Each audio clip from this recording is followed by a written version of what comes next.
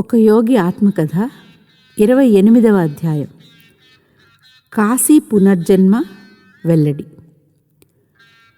నీళ్లలోకి దిక్కండి, బకెట్లు ముంచుకుని స్నానాలు చేద్దాం. నేను మా రాంచీ కుర్రవాళ్లకు చెప్పిన మాటలివి. దగ్గరలో ఉన్న కొండకు వెళ్ళడానికి నాతో పాటు 8 మైళ్ళు నడుచుకుంటూ వచ్చారు వాళ్ళు. ఎదురుగా ఉన్న నీటి మడుగును చూస్తుంటే మమ్మల్ని రమ్మని పిలుస్తున్నట్టే ఉంది అది. కానీ నా మనస్సులో దాని మీద ఒక రకం విరక్తి కలిగింది. చాలామంది పిల్లలు బకెట్లు ముంచుకోవడం మొదలుపెట్టారు. కానీ కొందరు కుర్రవాళ్ళు చల్లటి నీళ్లు కలిగిస్తున్న వ్యామోహానికి లోబడిపోయారు. వాళ్ళిలా నీళ్లలో మునిగారో లేదో పెద్ద పెద్ద నీటిపాములు వాళ్ళ చుట్టూ అల్లల్లాడాయి. ఏం అరుపులు, ఏం చిందులు! మడుగులోంచి బయటపడడానికి వాళ్ళు చూపిన ఆత్రం ఎంత వినోదం కలిగించిందో. చేరవలసిన చోటికి చేరిన తర్వాత మేము ఆనందంగా వనభోజనం చేశాం. నేనొక చెట్టు కింద కూర్చున్నాను. కుర్రవాళ్ళు నా చుట్టూ కూర్చున్నారు. నేను ఉత్తేజకరమైన మనస్థితిలో ఉండటం చూసి వాళ్ళు ప్రశ్నల వర్షం కురిపించారు. ఏమండి, నేను ఎప్పటికీ వైరాగ్య మార్గంలో మీతోనే ఉంటానా? చెప్పండి స్వామీజీ అని అడిగాడు ఒక కుర్రవాడు. ఆహా, ఉండవు అన్నాను. నిన్ను బలవంతంగా ఇంటికి లాక్కెళ్ళిపోతారు. తర్వాత నువ్వు పెళ్లి చేసుకుంటావు. నమ్మశక్యం కాక అతను నేను అన్నదానికి తీవ్రంగా అభ్యంతరం చెప్పాడు. నేను చచ్చిపోతేనే వాళ్ళు నన్ను ఇంటికి తీసుకుపోయేది అన్నాడు. చాలా ప్రశ్నలకు నేను జవాబులు ఇచ్చిన తర్వాత కాశీ అనే కుర్రవాడు ప్రశ్న అడిగాడు. అతను 12 ఏళ్లవాడు, చాలా తెలివైన విద్యార్థి.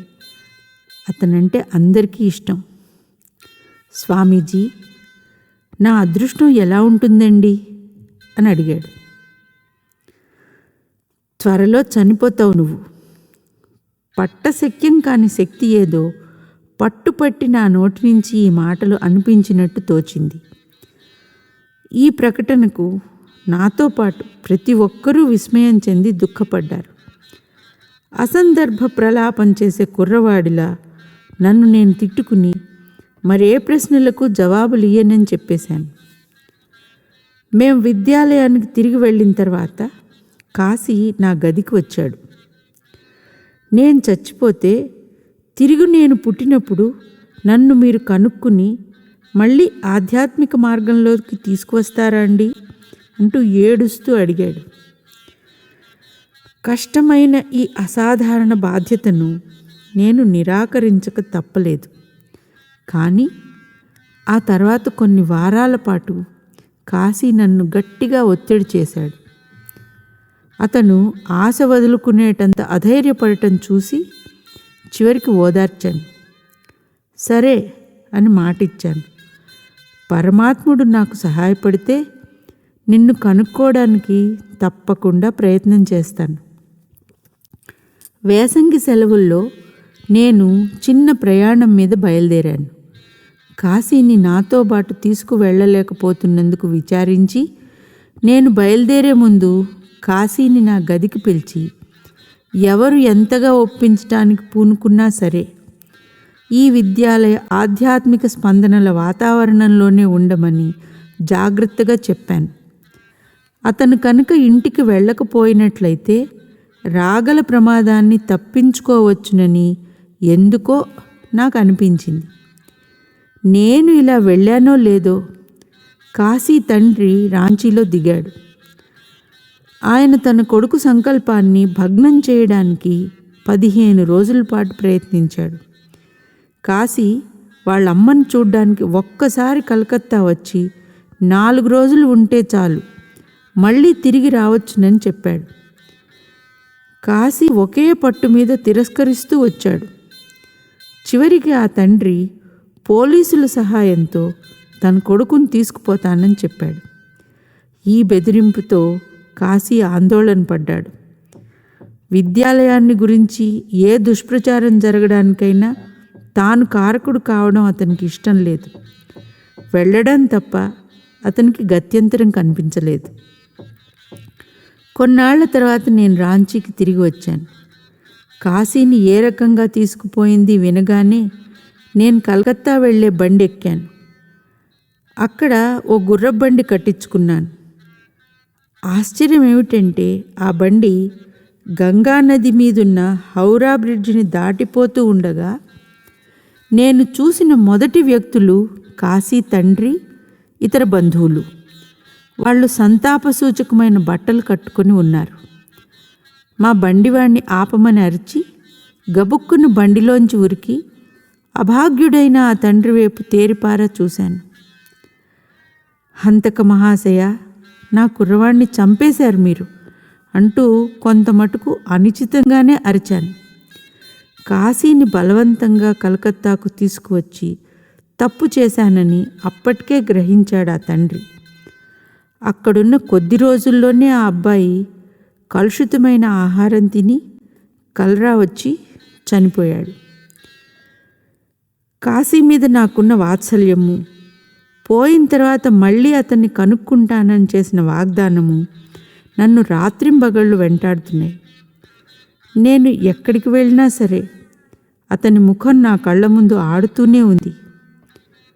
పోయిన మా అమ్మ కోసం చాలా కాలం కిందట ఎలా అన్వేషించానో అలాగే అతని కోసం కూడా చిరస్మరణీయమైన అన్వేషణ మొదలుపెట్టాను.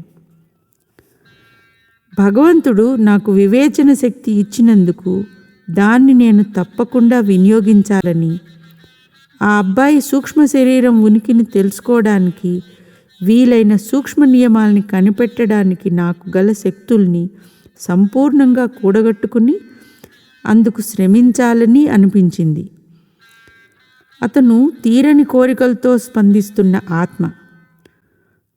సూక్ష్మ మండలాల్లో అనేక లక్షల ప్రకాశమానమైన ఆత్మల మధ్య ఎక్కడో ఒక కాంతిపుంజంగా తేలుతున్నాడని గ్రహించాను. స్పందనశీల కాంతుల రూపంలో ఉన్న అనేక ఇతర ఆత్మలతో కూడి ఉన్న అతనితో సంపర్కం పెట్టుకోవటం ఎలా? ఒక రహస్య యోగ ప్రక్రియను ఉపయోగించి నా కనుబొమల మధ్య అంతర్బిందువైన ఆధ్యాత్మిక నేత్రమనే మైక్రోఫోన్ ద్వారా కాశీ ఆత్మకు నా ప్రేమను ప్రసారం చేశాను. అతను ఈ పాటికి ఏ తల్లి గర్భంలోనో పిండంగా శరీరధారణ చేసి ఉంటాడన్న నమ్మకం నాకు కలిగింది. అందుచేత అతనున్న స్థలం ఏ దిశగా ఉందో గుర్తించడానికని పైకెత్తిన నా చేతుల్ని వేళ్లని యాంటిన్నాల్లాగా ఉపయోగిస్తూ తరచూ నేను గుండ్రంగా తిరుగుతూ ఉండేవాణ్ణి. ఏకాగ్రతా సంధానితమైన నా హృదయం అనే రేడియోలో అతని నుంచి వచ్చే ప్రతిస్పందనను అందుకోవాలని ఆశించాను. కాశీ త్వరలోనే భూమికి తిరిగి వస్తాడని, నేను కనుక అవిచ్ఛిన్నంగా అతనికి నా పిలుపును ప్రసారం చేసినట్లయితే అతని ఆత్మ జవాబు ఇస్తుందని సహజావబోధకాత్మకమైన అనుభూతి పొందాను. రిపీట్. కాశీ త్వరలోనే భూమికి తిరిగి వస్తాడని, నేను కనుక అవిచ్ఛిన్నంగా అతనికి నా పిలుపును ప్రసారం చేసినట్లయితే అతని ఆత్మ జవాబు ఇస్తుందని సహజావబోధాత్మకమైన అనుభూతి పొందాను. కాశీ పంపించే అత్యల్ప ఆవేగాన్ని నా వేళ్లలోనూ, ముంజేతుల్లోనూ, చేతుల్లోనూ, వెన్నులోనూ, నరాల్లోనూ అనుభూతం చేసుకోవచ్చని నాకు తెలుసు.